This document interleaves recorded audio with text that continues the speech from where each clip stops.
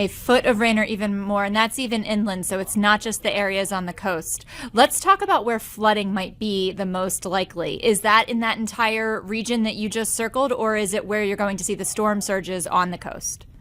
Well, certainly the inland flooding is something we're very concerned about.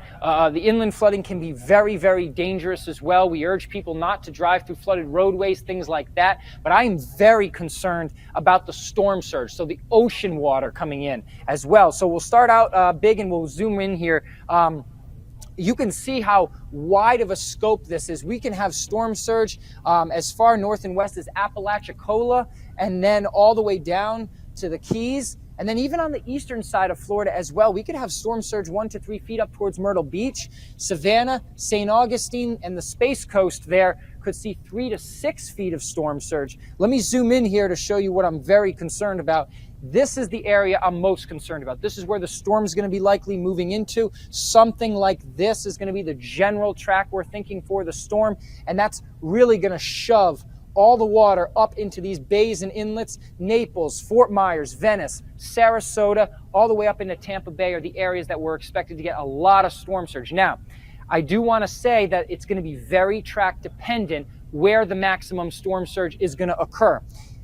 If the storm makes landfall up here near St. Petersburg, that is going to be the worst case scenario for the Tampa Bay area, because just south and east of the center of circulation, that's where you can really shove all the water up into the bay here. So a landfall, St. Petersburg or a little bit north of St. Petersburg, that is the worst case scenario for the Tampa Bay area. That's where we could expect 15 to 20 feet of storm surge. A catastrophic event potentially could unfold here if the storm makes it just north of the Tampa Bay area.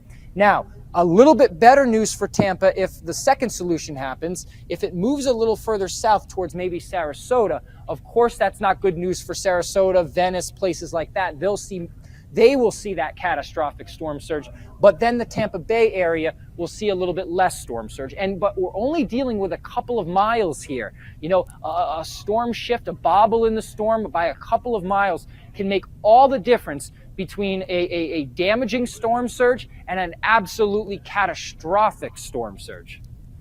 Interesting. So just to repeat that, a couple of miles can make a difference between a damaging storm surge and a catastrophic storm surge. So if the storm changes its path a little bit and hits Sarasota, is that a better case scenario for everyone?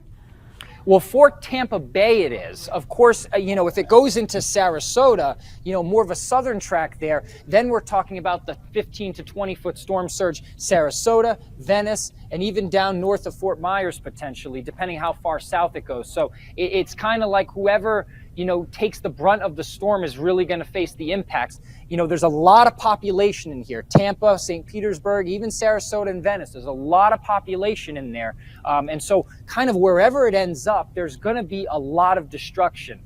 Right now, based on our forecast, we are forecasting right now for 15 to 20 feet of storm surge getting funneled into the Tampa Bay. So we are concerned about that. But like I said, if the storm shifts a little bit south, Tampa Bay could be spared from catastrophic storm surge. It's not going to eliminate the storm surge. Even if the storm moves in between Sarasota and Venice, there's still going to be a significant storm surge, but it's not going to be the 15 to 20 foot. That is kind of that worst case scenario if the storm moves towards St. Petersburg.